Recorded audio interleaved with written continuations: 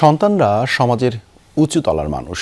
কেউ সরকারি কর্মকর্তা, কেউ নামিদামি বিশ্ববিদ্যালয়, স্কুলের শিক্ষক। তবুও ৭৫ বছরের বৃদ্ধা মাকে অসুস্থ অবস্থায় রেখেছিলেন নোংরা ঘরে। সেখানেই মায়ের মৃত্যুও হয়েছে। প্রতিবেশীদের ধারণা, প্রবীণ নারীর মৃত্যু হয়েছে কয়েকদিন আগেই। এই ঘটনাকে চরম সামাজিক অবক্ষয় বলে মনে করছেন তারা। আরও জানাচ্ছেন তানভীর সিদ্দিক টিপু। এক ছেলে আনিসুর রহমান যুগ্ম সচিব পদমর্যাদায় কাজ করেন মোংলা বন্দরে। আরেক ছেলে বুয়েটের কম্পিউটার সায়েন্স অ্যান্ড ইঞ্জিনিয়ারিং বিভাগের শিক্ষক আশিকুর রহমান। এক মেয়ে ফাতেমা নাসরিন ঢাকার একটি ইংলিশ মিডিয়াম স্কুলের শিক্ষক। নিজেও দীর্ঘদিন শিক্ষকতা করেছেন ৭৫ বছরের নূরজাহান বেগম। সম্প্রতি এই প্রবীণের মরদেহ উদ্ধার হয় এক স্যাঁতসেঁতে ময়লা আবর্জনাপূর্ণ ঘর থেকে।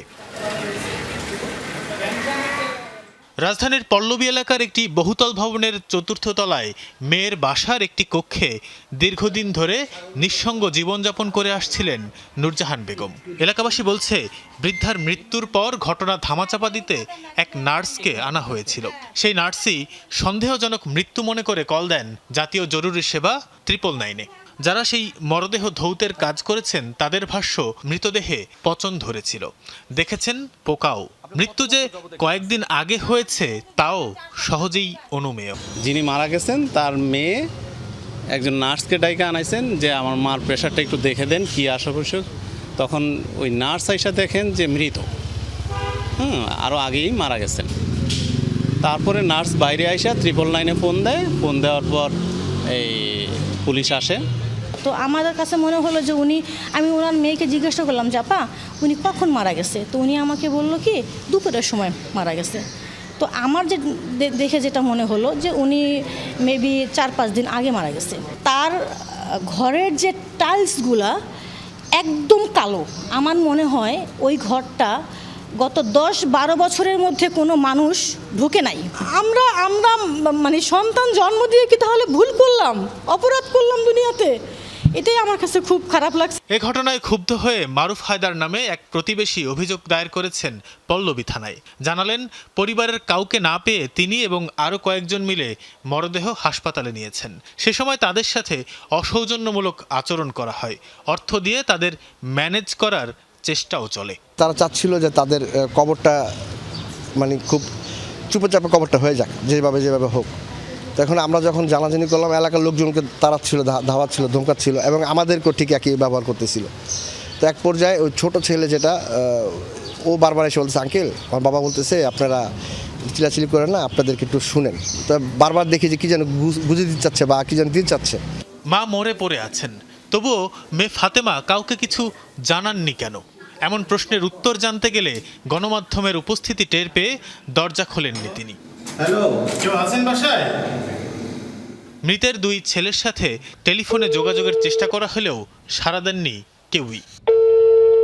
পল্লবী থানার ওসি হাসান বাসির জানান, ঢাকা মেডিকেল কলেজ হাসপাতালে ময়নাতদন্ত শেষে মরদেহ বুয়েট শিক্ষক ছেলের কাছে হস্তান্তর করা হয়। আমাদের কাছে একটা 999 কল আসে যে 11 নম্বরে একটা বাসায় একজন বৃদ্ধা মরদেহ রয়েছে। সংবাদ পেয়ে আমি প্রথমে আমার অফিসারকে প্রেরণ করি। সে যায়, সেখানে গিয়ে সে দেখে যে একজন বৃদ্ধার লাশ তার মেয়ের বাড়িতে রয়েছে। সে জানার পরে আমি সেখানে যাই, গিয়ে লাশ নিচে নামানো হয়। আমি সেই বাড়িতে গিয়ে দেখি বাসাটা একটু জরাজীর্ণ। যার সন্তানরা সমাজের বুকে এমন সুপ্রতিষ্ঠিত, তার ঘরের পরিবেশ, শেষ জীবনের দুর্ভোগ সবই দাগ কেটেছে অনেকের মনে। তারা প্রশ্ন তুলছেন, প্রাতিষ্ঠানিক ডিগ্রি কি নৈতিক শিক্ষা নিশ্চিত করতে পারছে? যে বিসিএস ক্যাডার মানে কি, সে ভালো একটা হাইলি কোয়ালিফাইড একটা ছেলে বা মেয়ে, কিন্তু তার শিক্ষার যদি এই পরিণতি হয় তাহলে আমরা কি পেলাম ভাই? তাহলে তো আমার দরকার নেই তো শিক্ষার।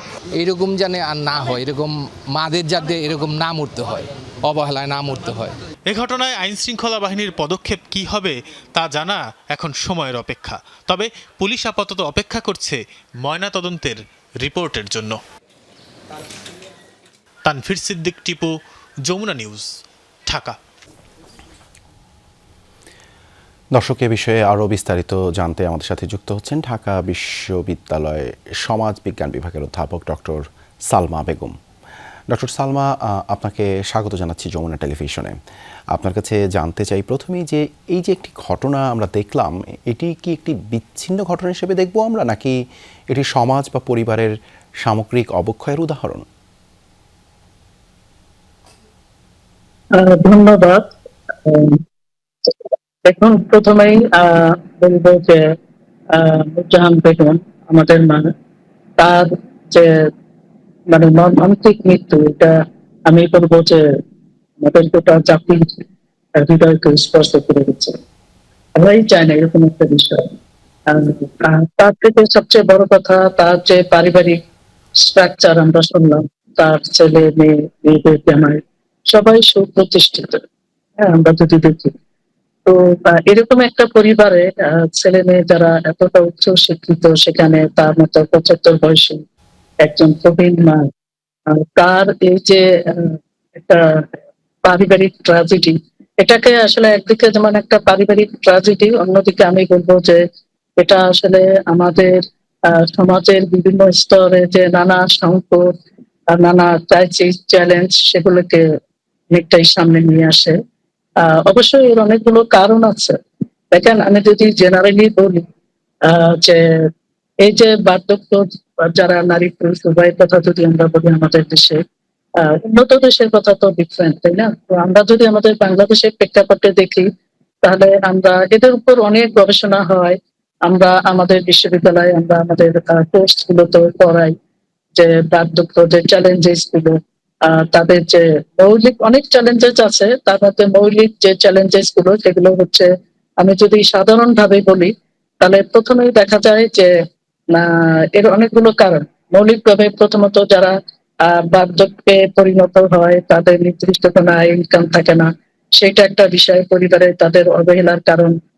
দ্বিতীয়ত কিছু অবকাঠামো। আচ্ছা, আপনার কাছে আরেকটু জানতে চাই, এই যে মা মরে পড়ে আছে, এটা তো নিঃসন্দেহে পীড়াদায়ক। এমন ঘটনা কি শুধু আইন প্রয়োগ দিয়ে ঠেকানো যায়, নাকি সামাজিক বন্ধন অটুটে আরও কি করা যেতে পারে? সেখানেই আমি আসছিলাম। সবচেয়ে বড় কারণ যেটা, সেটা হচ্ছে যে আমাদের বিভিন্ন গবেষণা এটা উঠে এসেছে, সেটা হচ্ছে যে পারিবারিক এবং সামাজিক বিচ্ছিন্নতা। এখন এই যে পারিবারিক এবং সামাজিক বিচ্ছিন্নতা, এর কারণ কি? এর কারণ হচ্ছে আপনার দেখেন, আমাদের আগে যেটা ছিল যে ঐতিহ্যগত যে যৌথ পরিবার, সেটা ভেঙে গিয়ে সেখানে এখন একক পরিবারের সৃষ্টি হয়েছে। এর আবার নানা কারণ আছে।